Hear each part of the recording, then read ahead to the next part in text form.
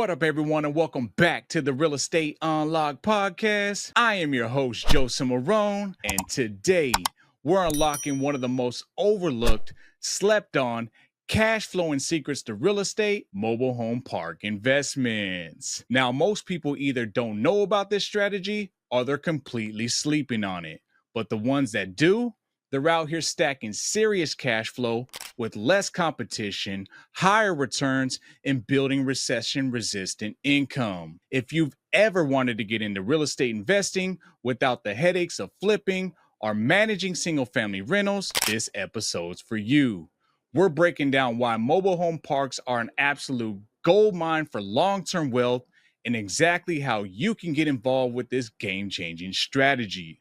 Now, by the end of this episode, you'll understand why mobile home parks might just be the fastest path to consistent cash flow in real estate today.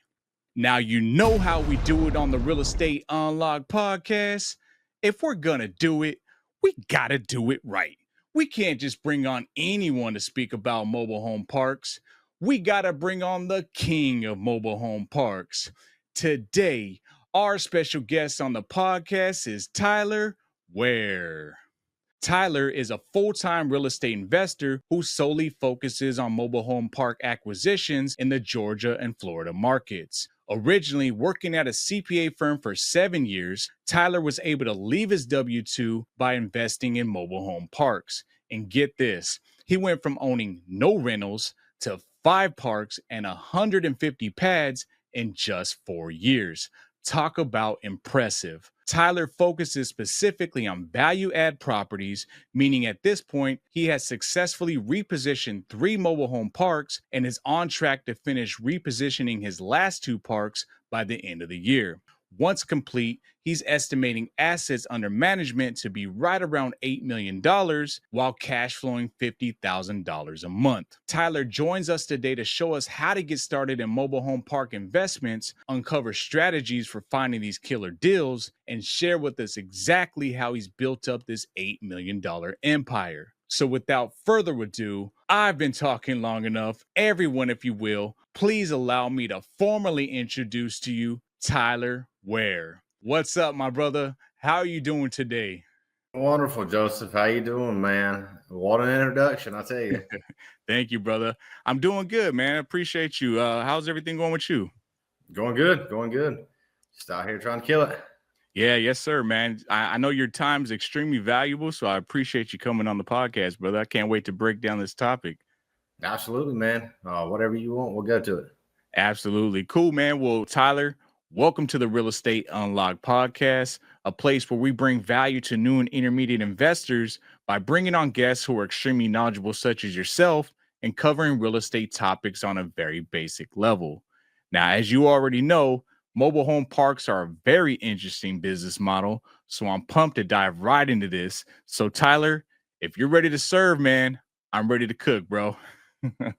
Absolutely. Let's hit it. All right, cool. So, all right, I think the mass majority of people here know what mobile home parks are, but when you think of in terms of investing, typically you're thinking about single family homes, multifamily, maybe some commercial properties. But most people, they're not thinking about investing in mobile home parks. But Tyler, you did. What attracted you to mobile home parks and what makes it stand out compared to other real estate investment strategies? Well, it was the cash flow, honestly, just like anything else. I wanted to leave my W-2. Probably like a lot of people that are going to listen to this podcast, they're trying to figure out how to get financially free. Right. And it started out, it was market specific. I looked at the home prices or multifamily prices, specifically like apartments and stuff in my area. And I just couldn't generate the cash flow I wanted. And I had a couple buddies, or actually just one, that was he was telling me, he was like, you should know we're doing mobile home parks. You should do it. And I was like, man, I don't want to own one of those. I said, I want to own like some individual properties that I can make really nice, and offer a really good, individual place for these people to live. And right. Then when I wasn't going to hit my goal, I pivoted because I realized that I wasn't going to be able to buy individual properties and leave my W-2 by the time I wanted to. And when I finally faced up and did what he said, it paid off. Nice, man. So did you ever purchase any type of regular single family homes or multifamily, or did you just dive straight into mobile home parks? So not as rentals. I bought when we first got the only real estate I ever bought before I bought mobile home parks was I bought a mobile home, repossessed mobile home. When me and my wife first got married, we put on some land. We had like 20 acres and that I bought, and we basically did like a live-in flip for 4 years. So I moved it out there. We renovated it, and then we sold it and bought another house and land that we renovated, an actual house, on a mobile home. And after that, that's kind of when I got into the mobile homes. That's awesome, man. So people are listening to this podcast right now and they want to start investing in mobile home parks too. Tyler, if you were to start over today, how are you going about finding these parks? Are you finding these deals yourself? Are you connecting with other wholesalers? How would you get rolling from scratch, completely starting over, but you knew what you know today? I would do more than I did when I started, but I would do the same thing.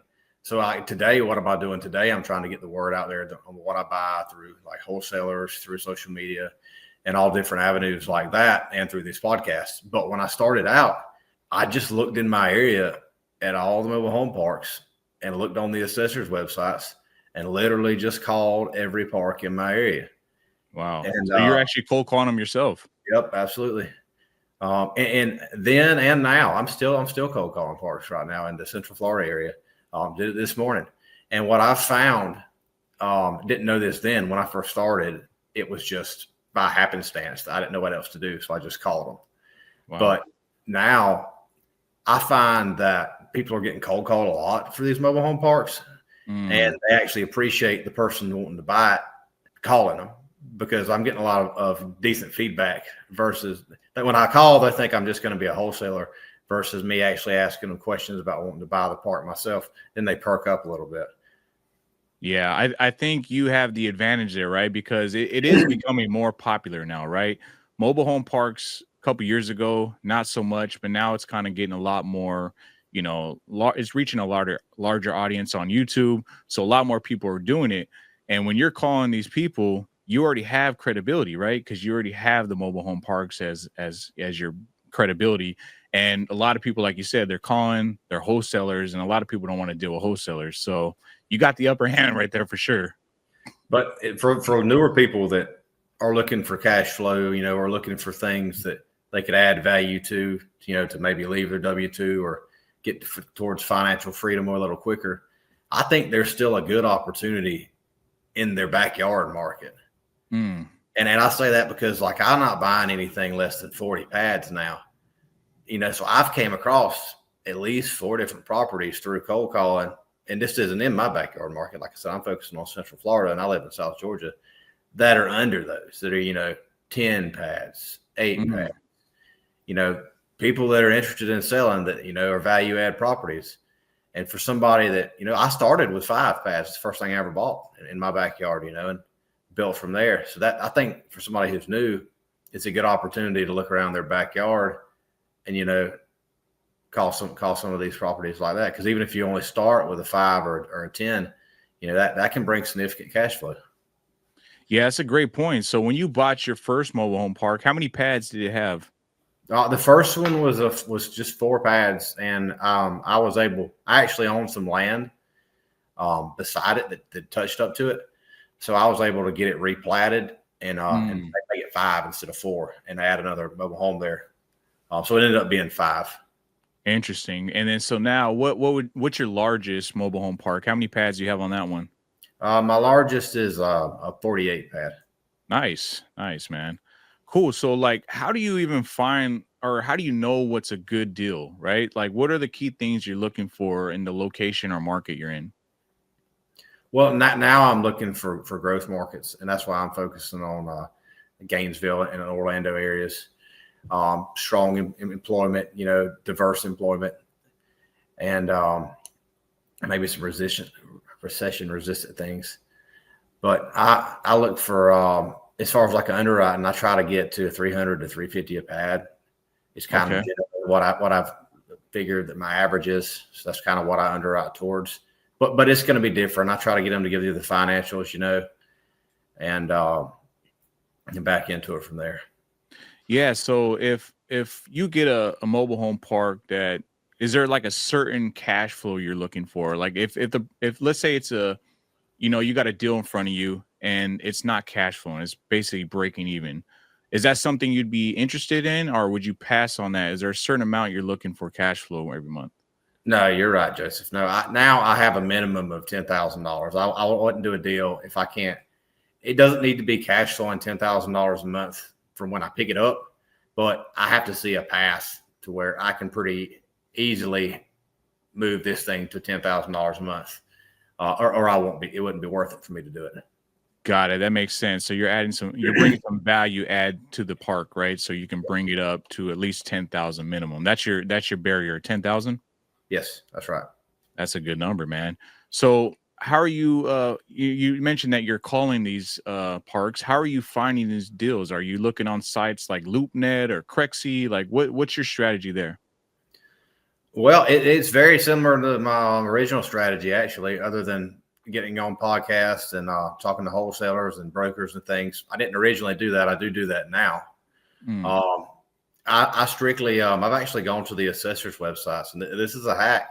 I found that a lot of the list sources, the different ones that you could pull a list from, they don't have that. All their data is not accurate on mobile home parks. yeah, we find that quite often in the real estate game, man. Yeah, so I've found, but whose data is accurate? The cities, because they want to tax the shit out of people. So they've got so their data, they got every property and parcel in that town listed, and it's right because that's how they value it. So in most of the cities, if you're in a bigger area, then you can get on that assessor's website or the property appraiser's website. It's called different things depending on where you are, and you can pull a straight list from there for free. So talk about a newer investor doesn't want to spend a lot of cash. You've got access to it right there. Interesting. So you go on the assessor's website, and is there like an actual tab you could search mobile home parks, or what are you looking They're for? all different, but the county has each parcel, broken up into what it's zoned for because they tax them differently. So it may be like multifamily, 1 to 10 units, multifamily, 10 and up. And then recently, one of the last counties I did, they have mobile home parks categorized as parking lots.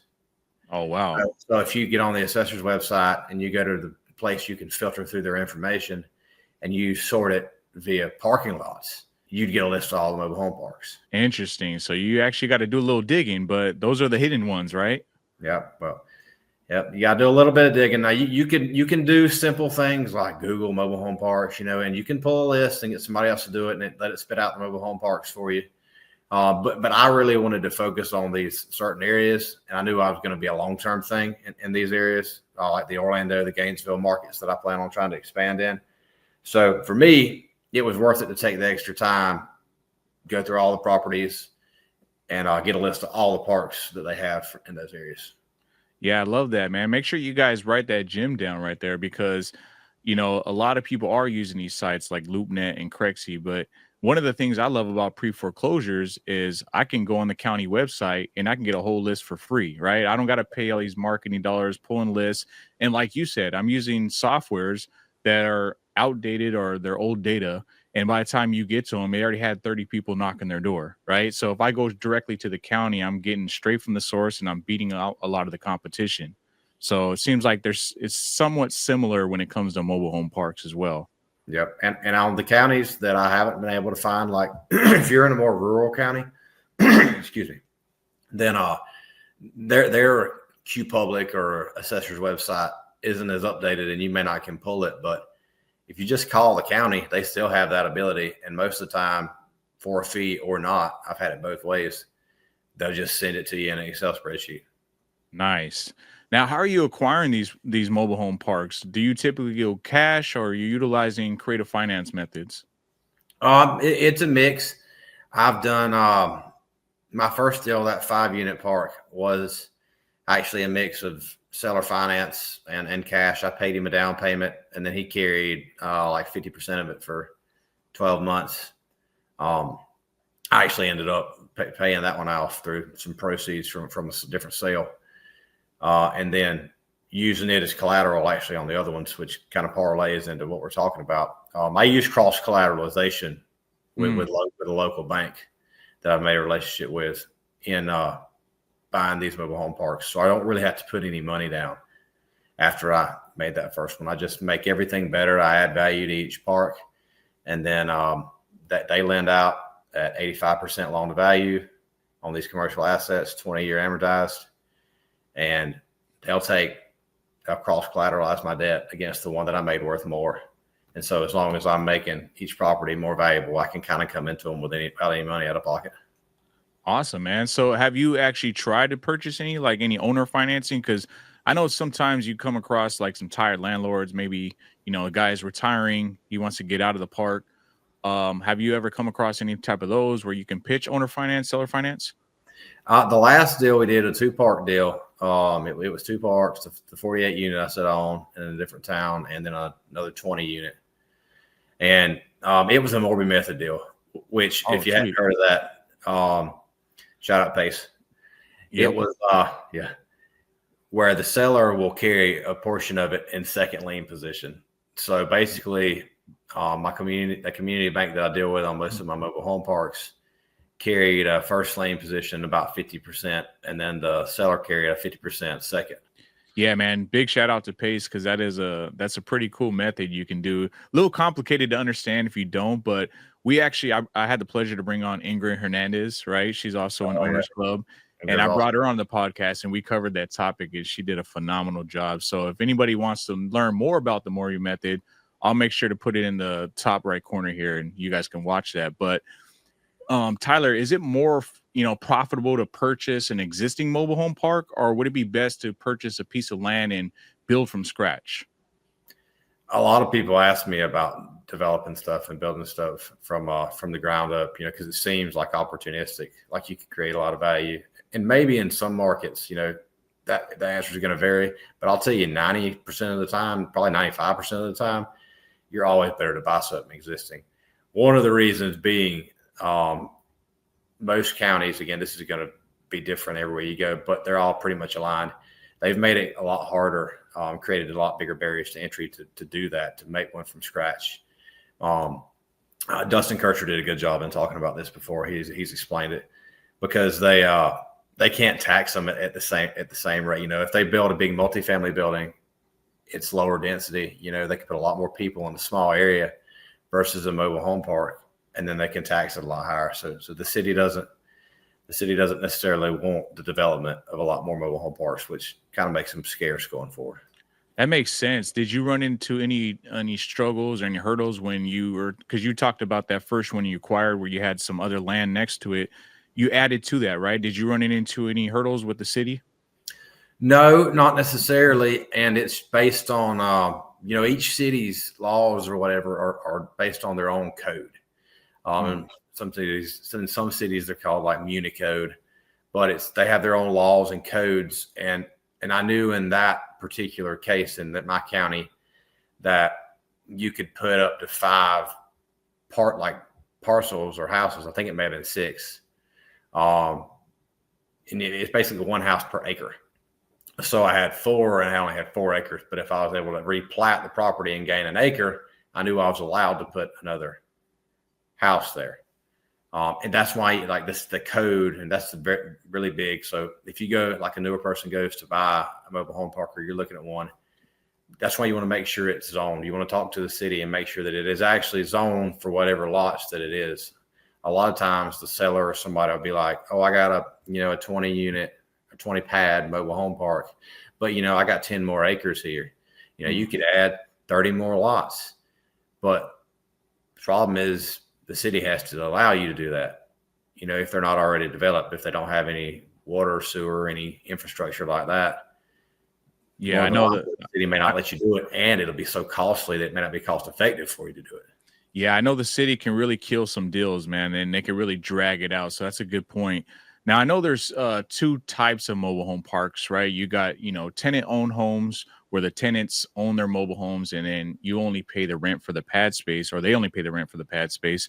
Then there's park-owned homes where the park owns the homes and then you rent them out, which typically requires more management, maintenance costs, headaches. So for me personally, I if I was doing mobile home parks, I'd be sticking to like tenant-owned homes. But what about you, Tyler? Do you typically invest in parks with that are tenant-owned homes or park-owned homes?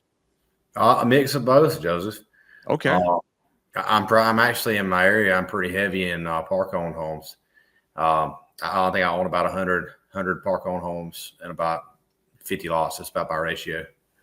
Awesome. So are there any advantages to each model in your opinion? Well, the most recent acquisition, that 48 unit, we sell those off. Let me back up. So why would I do it? Because it's higher cash flow to hold the houses. But, you do have more headache.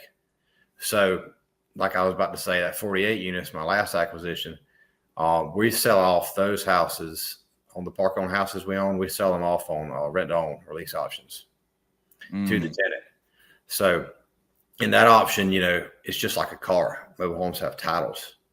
So we're not selling any of the dirt. We'll always own the dirt. We always get the lot rent, but we'll rehab these houses and then sell it off on a rent to own model to a tenant. And basically I'll structure that to where it gets paid off. If they pay it off and pay the note off, it pays off when my loans do. And then they'll still pay lot rent because they'll always have to pay lot rent even when they pay the house off. But that alleviates us from doing the maintenance when we set off on a lease option. They're required to pay the taxes. They're required to carry the insurance on the home. They're required to keep it up to the park standards and to do any kind of maintenance on the house. Yeah, no, that makes sense. And, I did notice you said, so I'm assuming you're not managing these parks yourself. You have a team in place that handles the day-to-day operations? Well, yes and no. So no, I'm not by myself. But I am still very much involved at this point in the day-to-day operations. The turnarounds are they're pretty intensive, and you got to keep your finger on it. But they're worth it. So I have a property manager, same one that helps me out with all our stuff. She's 1099. I hadn't brought her on board yet, but as we grow, we've had conversations about her coming full time just for me. And also, I have 2 full-time maintenance guys, maintenance/remodel, because we're constantly renovating houses and doing other maintenance things. So it's just, and then of course I have my subcontractors that we have, like AC guys, electricians, people that I just do a lot of business with that aren't necessarily part of my team, but they also are. Yeah, definitely. It's definitely handy to have those people on standby. Now, do you have like an acquisition team, or is the acquisitions you? Nope, it's just strictly me at this point. I'm looking to grow, and as we go into Florida, and as I acquire there, probably this year we wanted to buy 3 or 4 parks is what our goal was. It's been a standard of I acquire 2 parks. It takes about a year to stabilize them. I bought 2 more. It takes about a year to stabilize them. So this is the year of acquisition after my last stabilization. So I'm definitely going to look on to bring maybe an acquisition person and definitely somebody, an operator, to help with the day-to-day as we grow, because like I said, it does get intensive. Yeah, man, it sounds like you're at a perfect point in your career right now where you can start bringing on some acquisition people and start scaling this, man, because you're off to a good start, man, for sure. You've been doing this how long now? You said 4 years, right? So you own mobile home parks for 4 years total? My daughter was born in 2020, and I bought that first 5 unit. I bought it in basically January 2021. Nice, man. So right there. So I bought my first rental in January 2021. It's about four years ago. Good deal, man. So Tyler, how does mobile home parks make money, man? Is it more about just renting the spaces, or is there another strategy that generates income? Well, my strategy, like I said, is to sell off, and going forward, the majority of the houses I own, like the park owned homes that we keep and rent out, basically just treat them as rental houses. They're near enough to me that I have those maintenance guys. Going forward, we plan to sell those houses off, like I said, as rent owns, and then that's higher cash flow. It's an opportunity for people that but they can't go to the bank and get these houses financed because they're not on dirt. The prices are too high for them to buy anywhere else. So it really does give somebody an opportunity that doesn't have good credit, doesn't have anything else, can't go get a bank loan, to own one of these houses.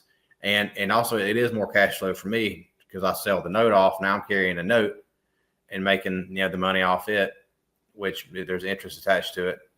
And also the pad rent forever. So basically I make money off pad rent and the rental houses. That's the two ways in the mobile home park. And then if you sell, the value you added. Yeah, that's interesting, and I had the pleasure of bringing Michelle Bison on, and she does the RV park space, and she's absolutely crushing it. So shout out to her. But what's interesting about her when we're diving deep on the topic, she started going over all the amenities that she adds, all these value adds that she's generating other income sources from the park itself. So with that being said, like how does it work with mobile home parks? Like what type of amenities can you add to implement to drive more revenue growth there? Well, when I compare like the RV park space that Michelle's in to like the mobile homes park space that I'm in, one, I'm in the more affordable living space. So there are potentially maybe some value adds, but I know I don't add any kind of amenities necessarily or anything else. I mean, I do add things that maybe would make the park a better place for them, but not necessarily that I would charge them for. Got it. There's cost saving things and management things and different ways that you can make a park better and more efficient. But versus the RV park space where Michelle is trying to provide like an experience for them and make the convenience of them having this or that, and and she can make money off those things. I'm just trying to provide them with an affordable housing option, and the more cost I add them, but potentially be harder for them to afford it.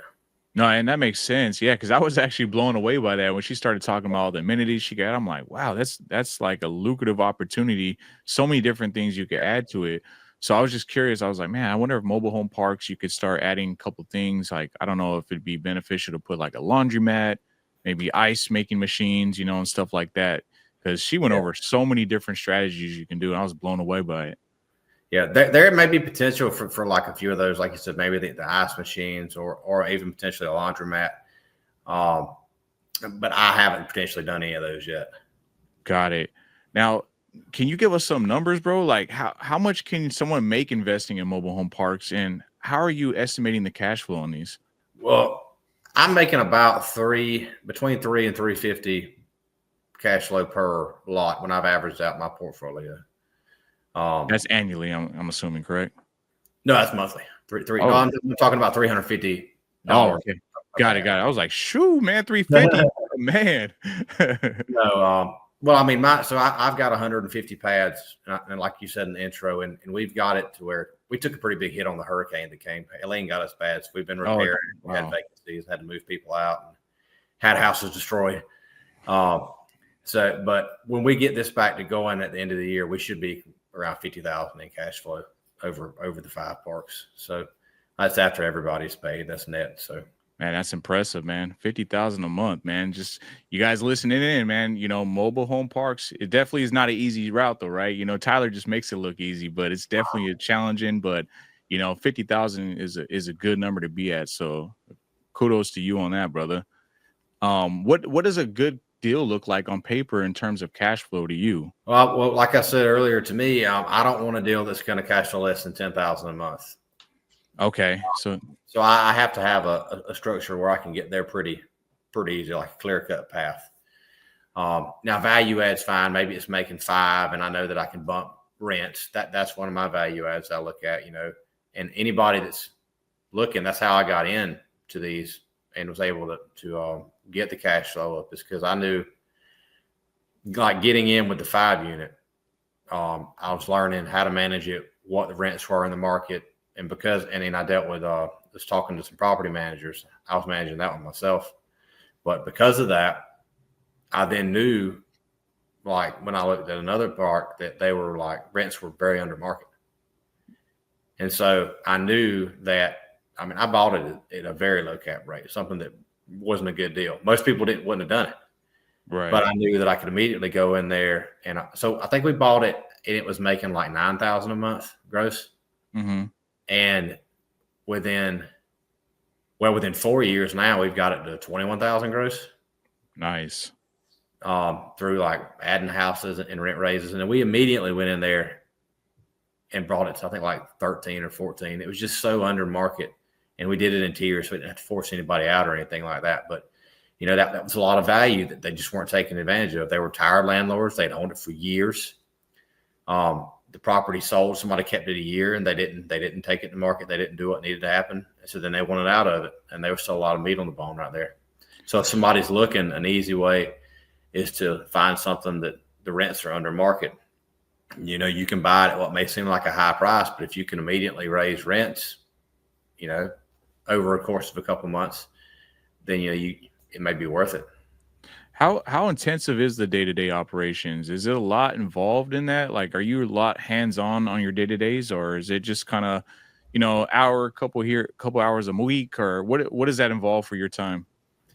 My operations now, and I've transitioned out of this. I was really working in the business a lot, and I've hired those guys to do a lot of my renovations. And so I just manage them in the morning. Like, that's what my day looks like. I have calls here and there, but I spend time getting my employees on the renovations in the morning. And then I talk to my property manager right after that about issues, what we need to go. That's probably an hour and a half all in. And then I move on to what I have scheduled and blocked out for the rest of the day. Now, it's very intensive right now because I've took on so many renovations. Like, I had an infill project where we had to buy like 14 mobile homes, move them, put them in, renovate all of them. So, I mean, like, that's what I calculated the other day. I didn't even realize this, but I've done like 50 or 60 mobile home renovations now over the last 4 years.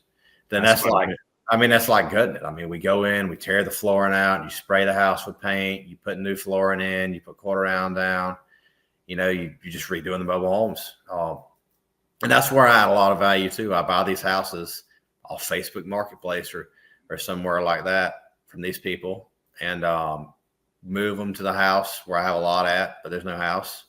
Renovate it.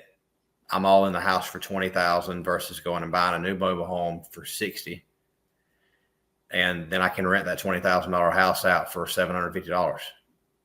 Wow, interesting, man. So, what's that turnaround time look like on those renovations for like a full gut job on a mobile home? It's very it depends on how much other stuff breaks in between, but it shouldn't take any more than a month. Okay. Yeah. Now, I'm assuming you can purchase these sub-2 in creative finance as well. Have you ever came across any mobile home deals where you can purchase using creative finance? I haven't. Yes, you can, because like I said, the mobile homes are just like it's just a title like a car. So it'd be like doing a sub-2 on a car. Because they just have a title. It's ad valorem. But I haven't ever done a mobile home purchase like that. They always want cash because a lot of those sellers are just trying to sell it and move to something else. Yeah, that makes sense. Now, Tyler, I know you used to be a CPA, so you know of all people the huge benefits of purchasing real estate and the tax advantages, right? So, but these aren't actual homes, right? They're vehicles. Do you get any tax depreciation benefits like you would with real estate? Oh, yeah, absolutely. Yeah, you still get depreciation just like you would anything else, and you can get an accelerated depreciation on a good portion of it. So there's still you still get the benefit of purchasing it like real estate. You can accelerate all the different aspects. Like you can't depreciate dirt, so just like you can't depreciate dirt on a regular piece of real estate, right? Land is not depreciable, but anything else on there is. I mean, it being just like a car, you go buy a new car and you 179 in off to take it all in the first year. You can do a lot of accelerated things with these mobile homes also. So they're a good strategy if you need depreciation. Awesome. Now, how are you marketing your mobile home parks? What kind of advertising strategies have worked best for you to get the vacancies filled up and stuff like that? We use a lot of Facebook Marketplace, honestly. We'll post. I bought not bandit signs. I do have bandit signs out, but the flyers, bandit signs, man, they always work. Trustworthy. But the flyers, like you stick up, like the change ownership. You ever see them flying around? Seen those? Yep. On the park we did out of town, the one that it was in rough shape. All the houses were there, but like you had to turn around, I had to kick a bunch of people out. So like it needed to know that it had changed hands. So we put those out. and then put signs out with their numbers on them there, and that, and Facebook Marketplace, and then honestly word of mouth. You know, if you move people into good homes and treat them well, they'll tell everybody about it. I bet they will, man.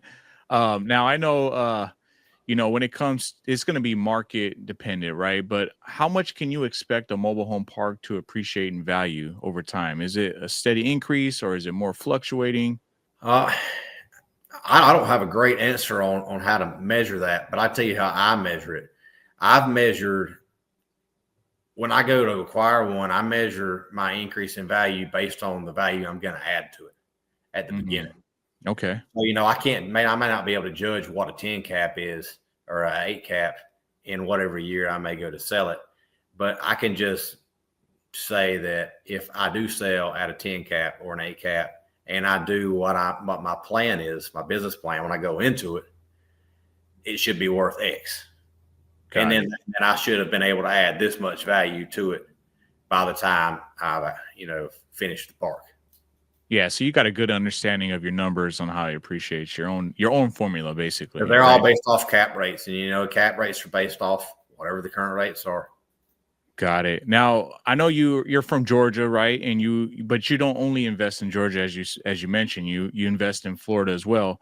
What type of challenges have you ran into when it comes to managing these parks from out of state? Well, currently, I don't own a park in Florida, but that's where we are acquiring. But I'll give you some of the challenges I ran into because I own parks in different towns.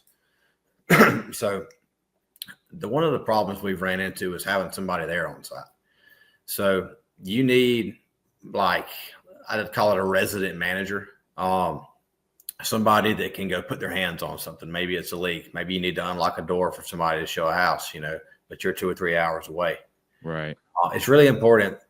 And then you also need somebody that can send you pictures, like a resident manager. She can go in and, she'll send us weekly pictures. We have updates. So maybe we're not going to the park every week, but we see it, and also we have cameras up. They're wireless cameras that run off of cell phone service. Interesting. And so that also helps. Mm-hmm. And you put those all around the park? Are they actually on each mobile homes, or are they just around the facility itself? No, we put up signs, at the entrances that are like, you're under 24-hour surveillance. And then pretty much we survey the entrances where you have a good picture of everything. We don't have every house in there, but it gives you an idea of what happened. Yeah, it sounds very similar to managing properties out of state, right? Because I purchase properties in out of state, and I use property managers, right? Because obviously I can't get there, take pictures when we have vacancies, or if somebody needs something or repair requests get made, at least we have a team in place. So it sounds very similar. Like if you're going to be acquiring these mobile home parks from out of state, it's good to build your team, right? Build your property management team and have your repair guys on standby. Sounds very similar. Absolutely. Got it. Now, looking ahead, Tyler, what's the long-term vision for you, bro? Like, are you planning to scale through like syndications, maybe a fund? Are you happy with your current portfolio? No, we're buying right now. I don't have any immediate plans to get to a fund because I haven't. Like one of the hacks I say about the mobile home parks is to go through some community banks in the local area. They understand them and they want to see some of these things revitalized, because I can say that's them. And so yes, we plan to grow. I plan to, like I said, acquire 4 parks this year and continue in the Central Florida area, build that portfolio there. And I may do a fund in the future, but right now we're going to grow the team, take on an operator, maybe an acquisitions person for sure. That's what that would look like. And then another full-time property manager probably as we grow down there, because we're going to keep management in-house. So awesome, man. Now I'm glancing at your shirt right here, man, and it says poor man. You're clearly not a poor man. So what does it say? Poor man's multifamily. I love that, bro. Talk about that. Like, where did that come about? Yeah. I was thinking one day, I was talking to Pace, my mentor, and we were going to start doing classes, so we could add value to people and about what we're looking for, how they can go and find these things, and just kind of get them together so we can do this as a group. So when I was trying to come up for a name for, what my 2-day class was going to be called, and in my brand, and I wrote it out, and he was like, man, that's gold. And so I stuck with it. And then, so now that's what I call what I do. I call it Poor Man's Multifamily. It's got all the aspects of apartments with the trailer hitch. Absolutely, man. And it's catchy too. I love it, man. That's pretty cool. So have you done so you're doing a 2-day workshop? Yep. I haven't done one yet. We expect it to be this year, though, maybe in the summer. Okay, that's great, man, because I know people listen in, maybe they want to get more info from you than what they can get from this podcast. It was actually going to be one of my next questions, because I was going to say, like, where can people learn more about mobile home park investment strategies? Are there, any books you recommend, some podcast seminars outside of your 2-day workshop? You can follow me on Instagram. I'll show you the day-to-day, and I'll show you the scenarios of what we go through every day on mobile home parks.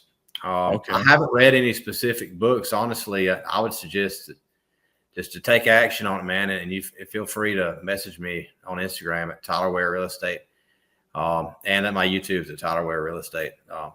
Start putting out more content there, just about all our journey and anything you need to know about mobile home parks.